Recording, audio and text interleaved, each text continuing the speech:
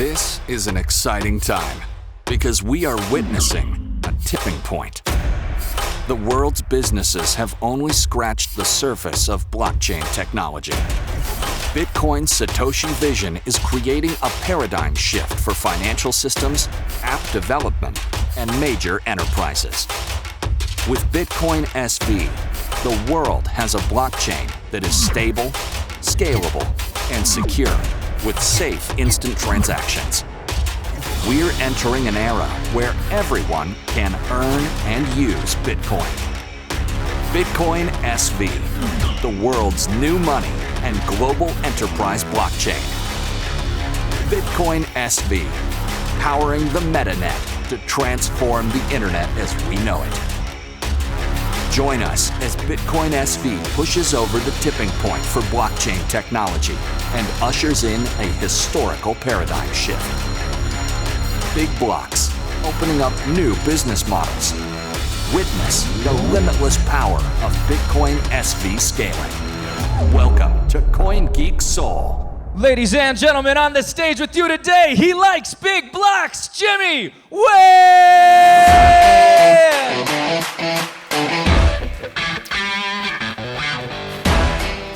Hi, good morning. Welcome back to day 2 of CoinGeek Seoul. And thank you for bringing some energy to this city because that is really our signature for the future of Bitcoin on Bitcoin SV. Yesterday, we had a comprehensive day talking about the technical developments that will help developers and enterprises build amazing applications on Bitcoin SV.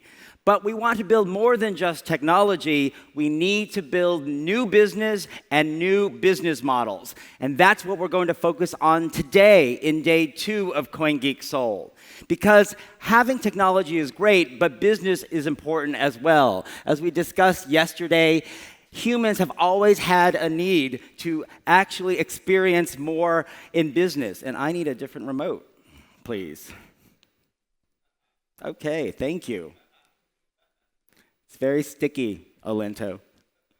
It's all right. Can I get another one? This one's very sticky. Hi. Thanks, Phoebe. Say hello to Phoebe, everybody.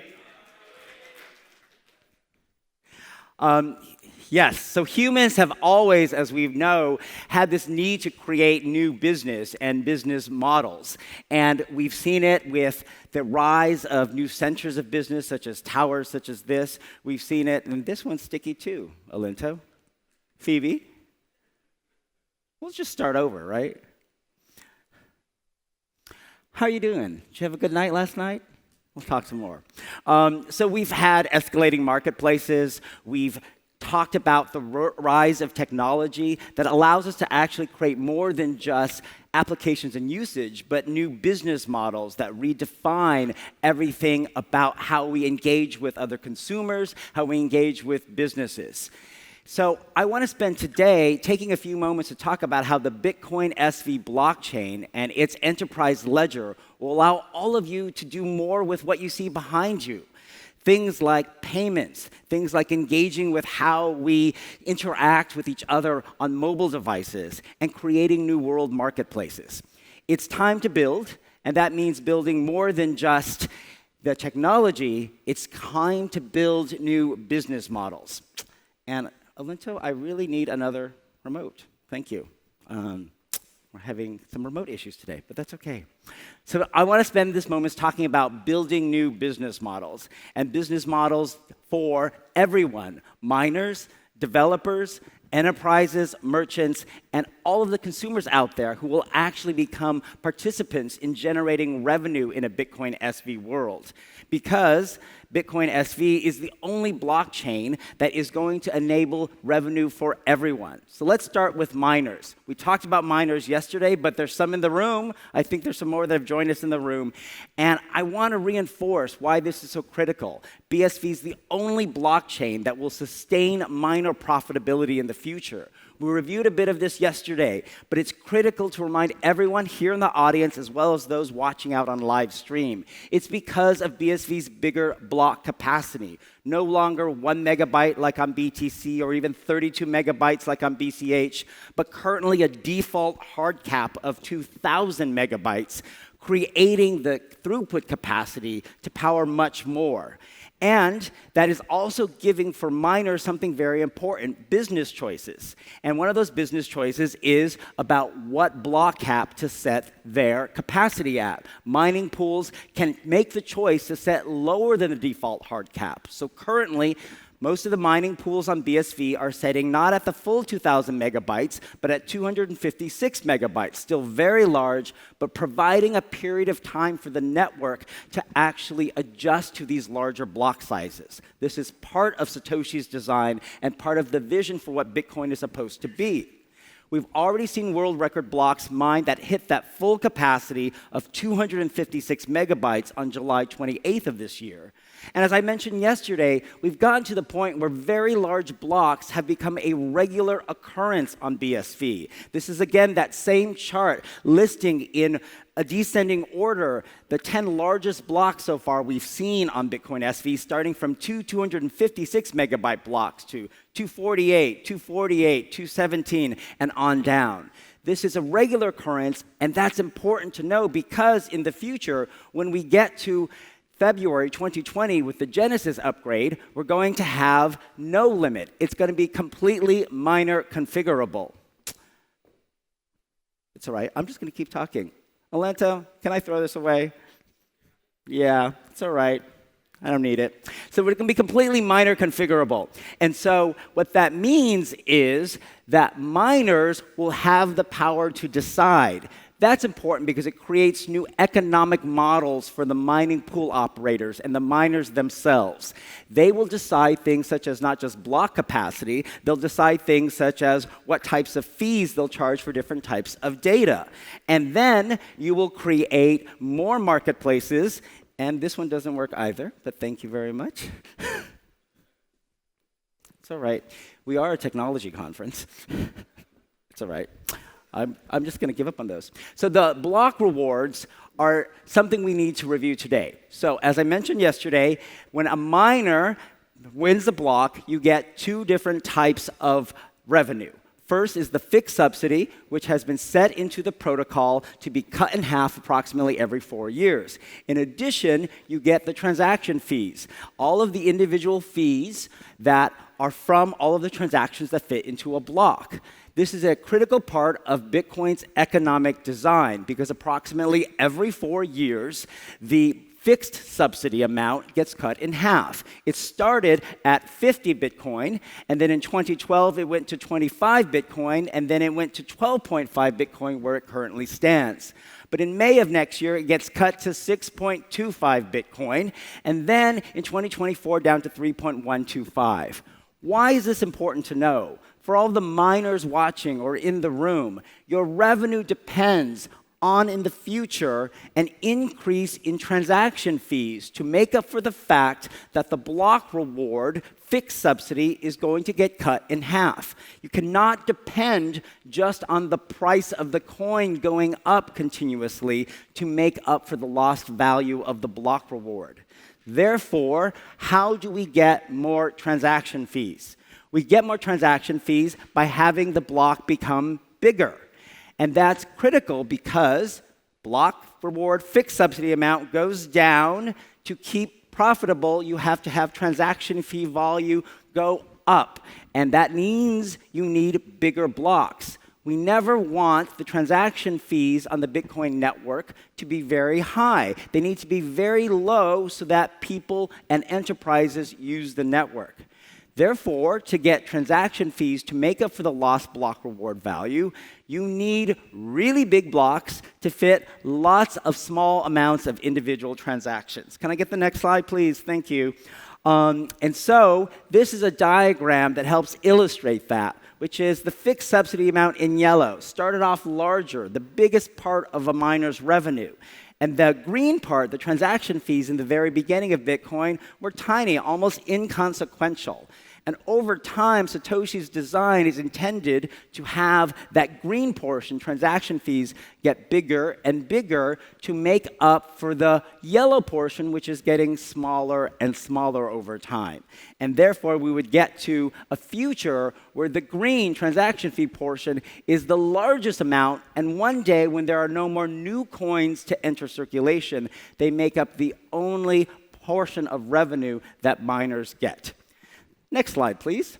And so we've demonstrated on the Bitcoin SV scaling test network that not only do big blocks work, that they actually generate lots of fees for miners. As you're going to see on this next slide, with 2 gigabyte blocks, which were mined 12 in a row in succession on the Bitcoin SV scaling test network earlier this year, it wasn't just that there were big blocks that were achieved with a lot of data, they generated a lot of fees for miners. On that scaling test network set of blocks, those 2,000 megabyte blocks generated total fees of almost 40 BSV coins. That's 12.5 coins with fixed subsidy, plus about another 27 coins. That is a lot, and that is a lot more in transaction fee revenue, which will sustain the network in the future. This is how the model of Bitcoin's economic design is meant to work. And it's why BTC is going to have significant profitability problems for miners in the future, because by keeping the block size small at 1 megabyte and trying to move transactions off the chain, you're not going to allow this transaction fee revenue to thrive and grow in the future. You can stop there. Thank you, Alinta. And so one of the things that we're seeing already on the BSV network is that the average block size is increasing. You can see from this in red, that is the daily average Bitcoin block size of the BSV network. The yellow is the BTC network, and green is BCH. The trend line is definitely going up for BSV since its emergence last November. Next slide, please, Alinto. And then the other thing we're seeing is the number of transactions that fit within a block. That also is increasing, and its trend line is going up. And we expect both of those trends to surpass the BTC network very soon on a regular basis. That has led miners to enter the BSV hash ecosystem. This is the pie chart that many people like to look at on CoinDance, which has shown that the diversity of mining pools on BSV has significantly increased. There are more mining pools, and we welcome that. We think that's terrific. We think more and more mining pools should enter BSV because they are seeing that it is profitable, and more importantly, it is the network that will sustain miner profitability in the future. In addition, Bitcoin SV is going to become the world's data carrier network. And that means you can create new business models for enterprises. Let me give you a few examples. Alinto, next slide, please. I want to explain very quickly the concept that Dr. Craig Wright talks about a lot, which is the metanet. And it sounds complicated, especially when Craig talks about it sometimes, but in its simplest form, it is the ability to conceive of the Bitcoin network to combine 2 functions. The power of the internet to transmit data, because that's what the internet does. We send emails, we transmit data that gets served into websites or social media applications, with a second function. Bitcoin, of course, is also known to be used for payments.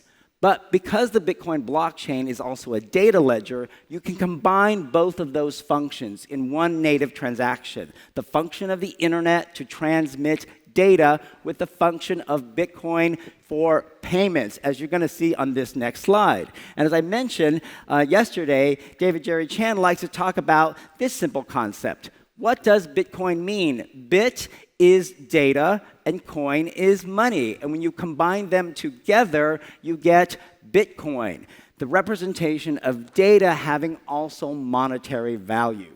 Next slide, please, Alinto. And so, what the metanet is the concept that you can create a new, more commercial internet using the Bitcoin blockchain. What does that mean? What it means is you have the same protocol, framework, and data structure, the blockchain recording both payments and data.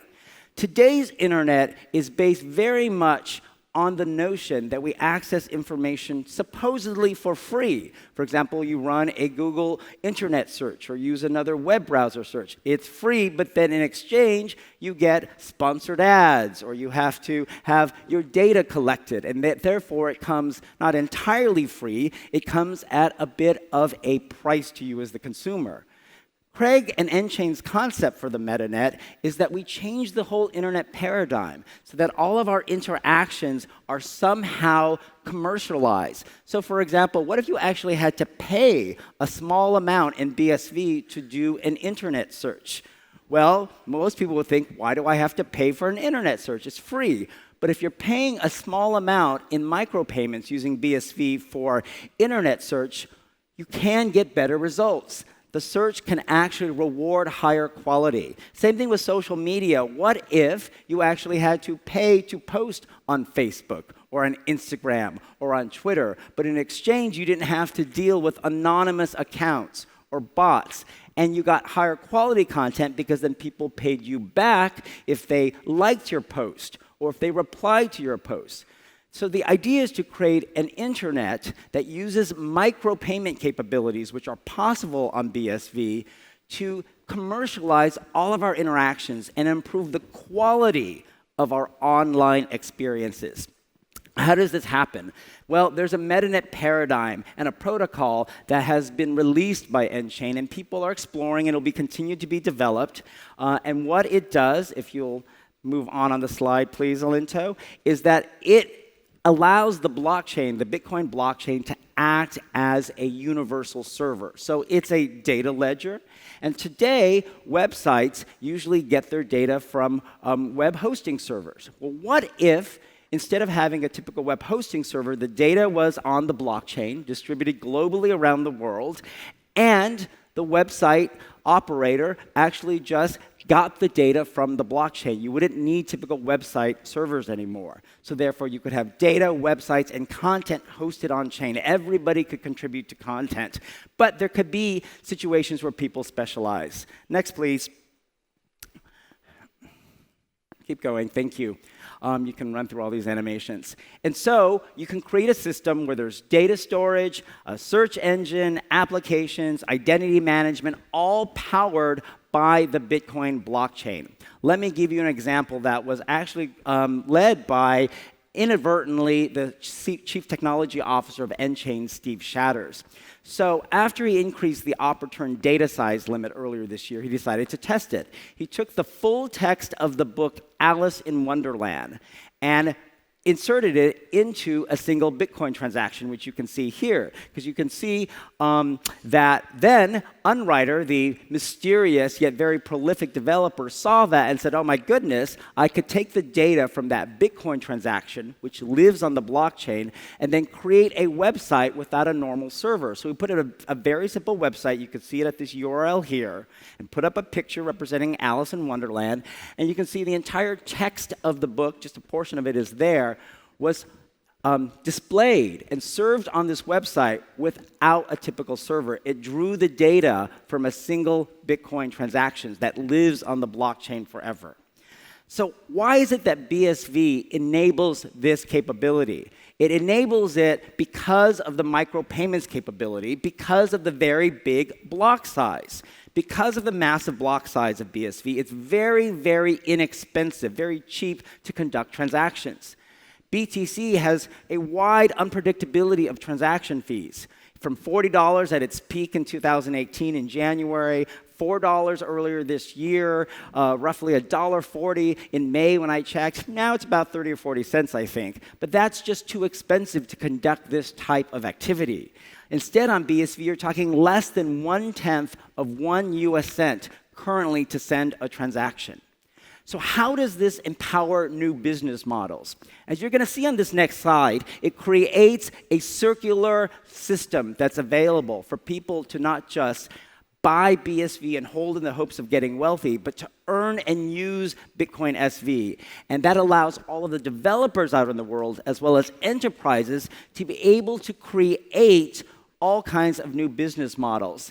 Let's see this slide about a new world of micropayments. Here are the kinds of things people are already talking about creating on Bitcoin SV because of the micropayment capability. Instead of paying for an annual subscription for a digital newspaper or an online newspaper, what if you just paid to read per article or per blog post? Instead of paying for a single fee to watch a whole video, what if you paid by time, by 10 seconds, by minute? What if you paid to jump past certain points in video content where it was very, very, for example, significant? There's parts of video content that you want to get to, or here's the cliffhanger you want to get to. You paid to get there. Extra features. In online games, this is also really useful because you can avoid having to use those kind of in-game currencies and instead use BSV to pay for in-game items and virtual items. Social media interactions, as I mentioned, you could pay for posting and liking other people's content. So if you are an influencer, instead of just posting pictures on a picture app like Instagram and letting Instagram make money from advertisers, you could be the one making money because people like your pictures or engage with you on social media. And, as we'll hear, you can also pay for providing the computing power of your device to be used by other people. We heard a presentation yesterday from Uptime SV, which is using the BSV blockchain to allow you to download a mobile app to your phone and then decide, I want to provide the computing power of my phone to enterprises to be able to test the up or down time of their websites from anywhere in the world using your computing power, and then they pay you in small amounts of Bitcoin SV. There's a few examples already on the BSV blockchain of how this is being used, such as this. On yours.org, which is a company founded by Ryan Charles, who spoke yesterday at the conference. It's a social network that's reinventing how content creators can get paid. They can earn BSV. You post a blog, you post pictures, and if people like it, instead of just getting a like and the vanity of it, you actually get paid by them in Bitcoin SV. Let's take a look at this picture from a woman who likes to post from her holiday vacations. She's posting pictures from the Andes in Venezuela. You can see here there's a vote button. And then if you go on to the next slide, oh, thanks so much, Phoebe. How are you doing? And if you go on to the next slide, you can see that she got lots of tips from people as well as votes. And instead of just getting a random, oh, I like that post, she's actually getting paid. Now, you can actually pay to downvote someone, which people do. But overall, you can see here she's made some money by posting. And the reason this works is that it costs so little to actually send a BSV transaction. You can tip someone 10 cents, 20 cents, which is something you cannot do with the credit card processing system because the base fee and the minimum transaction fee is so high. So this is one of the unique things you can do. Twitch is a version of Twitter in its current form that is designed by a team around the world that uses the BSV blockchain. So unlike Twitter, where you can just create an account and post, even anonymously for free, on Twitch, you actually have to pay using Money Button a small amount of BSV. So I've tried it out. So here's a sample Twitch I was going to write, and it was going to cost me 2 cents to send this Twitch. And you may ask, why would I pay to post on social media? The answer is that I can get money back. So here's a summary of my account, and you can see I've got 112 followers. I've tried 17 Twitches, and I've made back $20, a little over $20 US. So I'm averaging about over a US dollar per Twitch. I'm doing pretty good. And so you can see that this is a system that rewards people because they either have influence or they're posting quality content that is of value to people and causing engagement. And so in China, there's already another version of this called Weeblock. And it has a similar concept, and you also pay to I don't know what word they use, to post on their system as well. So it's an interesting idea that is taking off across the BSV world. Handcash is a company based out of Spain that has an NFC mobile wallet, but it's also creating APIs such as Cashport for businesses to be able to integrate micropayments into their online apps and games. This is again creating new business models where, because you can easily plug into a website or app the ability to accept BSV micropayments, you can pay by second, you can reward interactions, and you can do a lot of other things. Streamanity is another company that's using this business model in the online video world. So as a video creator, if you're posting, let's say, to YouTube or even Vimeo, it's very hard to make money. But with Streamanity, you can. You can publish any video, and if someone wants to watch it, they have to pay you in BSV, especially after some gating point you choose. For example, you could say, watch the first 30 seconds for free as a preview, and to get past that, you have to pay in BSV. And you could, for example, do things like pay by the second, and every second you watch, a little bit of BSV is pulled out and put into someone's wallet. So that is a new form of business model that is being empowered by Bitcoin SV. We're seeing this with file storage. Bitcoin Files is essentially a Dropbox-like application on the Bitcoin SV blockchain where you can upload content, images, and files. You pay to upload, but you could provide access to those files to other people and charge them for access to those files. So it creates a whole new form of business model.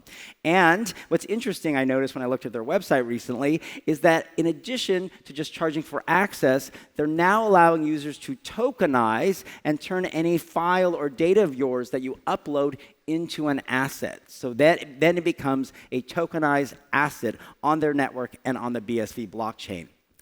How also can you create revenue opportunities and business models from just your mobile device so that Bitcoin is actually being earned by your mobile device? I mentioned this just a bit ago, but that's Uptime SV is a really good example. It won the Bitcoin Association's first BSV hackathon earlier this year, and what it does is allow you to take advantage of the idle computing power of your mobile device. We all walk around all day with our mobile devices, and it has a lot of computing power, but we're not using it all. Well, what if you lent it to this company so that you could help bigger enterprises test whether their website is up or down at any given point? And it also gives the advantage of more specific geolocation. Because our phones are moving around at all times, you are providing more accurate information to this service about whether, for example, a website ping is active at a specific moment, depending on where you are. So it provides some really interesting use cases, and most importantly, allows users to earn BSV by not having to do anything. By just downloading a mobile app and deciding, I want to monitor things, I'm choosing a service, I want to provide my computing power, and I just get automatically deposited Bitcoin SV. How amazing is that? And more importantly, it helps solve a very crucial question we always face in the Bitcoin community is how do we onboard users? How do we get new consumers to have BSV? It's changing the paradigm by not expecting people to go buy Bitcoin on an exchange in order to spend. We're giving them tools to actually automatically earn it in a way that is useful for other businesses. TonicPow took second place in our first BSV hackathon, and it has a model where digital advertising that you can post on websites and other places allow the operator to earn small amounts of BSV as well from display ads, referrals, and other means. China has a lot of development, and we're going to hear about that later today in a whole session about China development. But City on Chain is trying to reinvent the business market for local information, such as a Craigslist-type business, by allowing people to actually own a city, charge visitors for interactions that happen in the city. And you'll hear a lot more about them later, but it's creating a really wonderful concept. What if you had to pay to post a job posting, but then people had to pay you small amounts of BSV to view it? What if for online dating, connecting people in the same city, I actually had to pay to look at your profile or vice versa? It could improve, hopefully, the quality of the interactive experiences we have online. Rate SV is another one of these great Chinese development projects that is doing something similar with financial data on the MetaNet, allowing people to actually have channels, real-time financial data that you invest in, But then people pay you to access streams of data, such as, for example, stock prices, cryptocurrency prices, futures, that have a reliable and verifiable stream of data that's on the BSV blockchain. BitMesh is doing something similar for email, and you'll hear about that later. And then WeatherSV is a really fascinating application. You'll hear from its CEO later, Paul Chiari. And you may think it's just putting weather data on the BSV blockchain, but it's going to be a lot more than that. It's going to allow people to create new business models from having reliable weather data from different cities recorded on the BSV blockchain. So it's permanent, it's auditable and verifiable, and you can even check out places like where I live now, Seattle. You'll hear from the CEO today of Zwyspace, who's talking about using the BSV blockchain in testing to reinvent property tech, not just with title registries, but use of earthquake detection technology and Internet of Things devices attached to buildings to send the data to the BSV blockchain and create new business models around that. I'll even tell you about tokenizing gold later today and how the BSV blockchain is uniquely powering that. And then, in a few moments, you're going to hear from the CEO of One Store, a major mobile app store here in South Korea, and the launch of an exciting new music content platform, BoostCon, which is powered by the BSV blockchain. You'll also hear today from a project called Pixel Wallet that people know for what seems like a simple concept, the ability to send Bitcoin through a mobile wallet in pictures, embedded in pictures. But they have a whole plan for reinventing identity management using the BSV blockchain. So the lesson of all this is that BSV, because of its really, really big blocks and super massive scaling capacity, enables the ability to do lots of transactions for a very, very tiny fee. And that means its blockchain, its data ledger, can be used for all kinds of business applications because the fee is small and reliable. And because the transaction fee is so small, you can do microtransactions, micropayments. And that will unlock, finally, the power of these blocks and the Bitcoin blockchain that has been locked down for too long. So I'm really excited to hear about some of these new business models today, and we're going to get going soon. So are you ready for the first speaker after me? Yes, good.